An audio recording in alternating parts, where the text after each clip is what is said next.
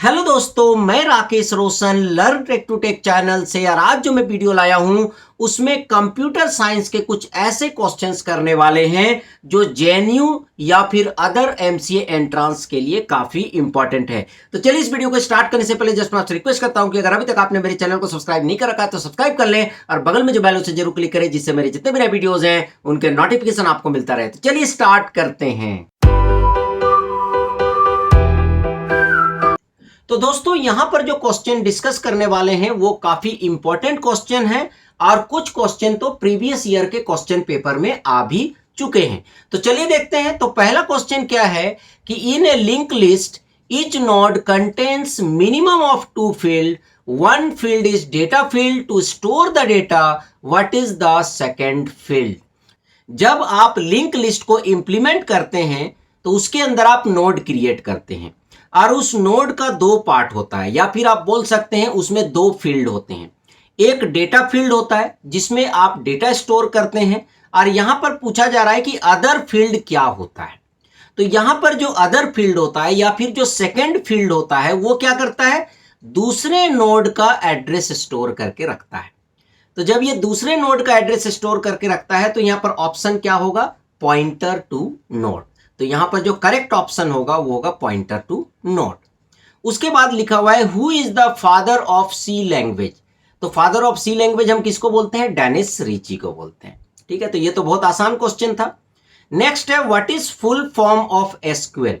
तो एसक्यूएल का full form क्या होता है, स्ट्रक्चर्ड क्वेरी लैंग्वेज। तो हम एसक्यूएल का भी यूज करते हैं, जैसे टेबल क्रिएट करना है, ठीक है, टेबल को डिलीट करना है, टेबल में कुछ डेटा को इंसर्ट करना है, मॉडिफाई करना है, तो उसके लिए हम क्या यूज करते हैं, एसक्यूएल। और एसक्यूएल को बोलते हैं हम स्ट्रक्चर्ड क्वेरी लैंग्वेज। उसके बाद नेक्स्ट क्वेश्चन है कि in which of the following break statement not simply use. इनमें से किस पे हम ब्रेक स्टेटमेंट को यूज नहीं कर सकते हैं। हाँ, यहां पर ब्रेक स्टेटमेंट का बी जो होगा वो स्मॉल होगा, ठीक है, क्योंकि सी लैंग्वेज क्या होता है, केस सेंसिटिव होता है। तो यहां पर फॉर लूप में भी आप ब्रेक यूज कर सकते हैं, डू वाइल में भी आप ब्रेक यूज कर सकते हैं, और वाइल लूप में भी आप ब्रेक यूज कर सकते हैं। तो यहां पर जो करेक्ट ऑप्शन होगा वो होगा इफ एल्स। ठीक है, इफ एल्स में आप ब्रेक यूज नहीं कर सकते हैं। ठीक है, यहां पर मैंने टिक मार्क कर दिया है, पर इसका सही आंसर क्या होगा, इफ एल्स। ठीक है, उसके बाद pointer is pointing nothing is called. वो पॉइंटर जो किसी को भी पॉइंट नहीं करता है उसे हम क्या कहते हैं, तो उसे हम बोलते हैं नल पॉइंटर। उसे क्या बोलते हैं, नल पॉइंटर। यहां पर कई स्टूडेंट कंफ्यूज हो जाते हैं और वो कई बार वॉइड पॉइंटर पे टिक कर देते हैं। तो यहां पर वॉइड पॉइंटर नहीं होगा, ठीक है, यहां पर क्या होगा, नल पॉइंटर। चलिए अब नेक्स्ट क्वेश्चन देखते हैं। नेक्स्ट क्वेश्चन है the sum of products can be implemented by. Sum of product जिसको कि सॉप भी बोलते हैं, तो इसको आप कैसे इंप्लीमेंट कर सकते हैं। तो इसको इंप्लीमेंट करने के लिए आपको और गेट का यूज करना पड़ेगा। ठीक है, उसके बाद नेक्स्ट क्वेश्चन क्या है कि if A B C D are inserting in a stack. अगर आप जो है ए बी सी डी को इंसर्ट करते हैं स्टैक में, ठीक है, तो in this order of removal is. तो जब आप उसे डिलीट करेंगे, रिमूव करेंगे, तो ऑर्डर क्या होगा। सबको पता है कि इस तरह से स्टैक होता है। अगर आप इंसर्ट करेंगे तो क्या होगा, ए यहां जाएगा, बी यहां जाएगा, सी यहां जाएगा और डी यहां जाएगा। ठीक है, और यहां पर रिमूव कहां से होता है, टॉप से होता है। तो जब आप रिमूव करेंगे तो पहले डी रिमूव होगा, फिर सी, फिर बी और फिर ए। तो यहां पर आंसर क्या होगा, डी सी बी ए। उसके बाद द प्रोसेस इज। प्रोसेस किसको बोलते हैं, जब आपके कंप्यूटर में करेंटली जो चीज रन कर रहा है उसी को हम प्रोसेस बोलते हैं। तो यहां पर आंसर होगा प्रोग्राम इन द एग्जीक्यूशन, जो प्रोग्राम एग्जीक्यूट हो रहा है। उसके बाद नेक्स्ट क्वेश्चन है to remove the table from the database we use command.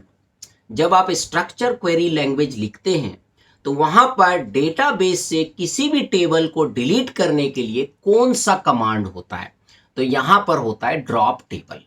वहां पर हम टेबल को ड्रॉप करते हैं। तो जब टेबल को ड्रॉप कर देते हैं तो वो टेबल क्या हो जाता है, डिलीट हो जाता है। उसके बाद नेक्स्ट है what is the postfix order of a plus b star c. यहां पर पोस्ट फिक्स ऑर्डर किसको बोलते हैं, जहां पर वेरिएबल पहले आता है और ऑपरेटर बाद में आता है। तो यहां पर क्या है, a प्लस बी स्टार सी। तो यहां पर प्रायोरिटी क्या है, पहले कौन सा ऑपरेशन होगा, मल्टीप्लाई। तो उसको अगर आप चेंज करेंगे पोस्टफिक्स में तो दोनों वेरिएबल पहले आ जाएगा और स्टार बाद में चला जाएगा। तो इसको आप ब्रैकेट में कर दो, उसके बाद आप इन दोनों को मर्ज करो, ठीक है। तो ए हो जाएगा, फिर बी सी स्टार, और ये प्लस आपका लास्ट में चला जाएगा।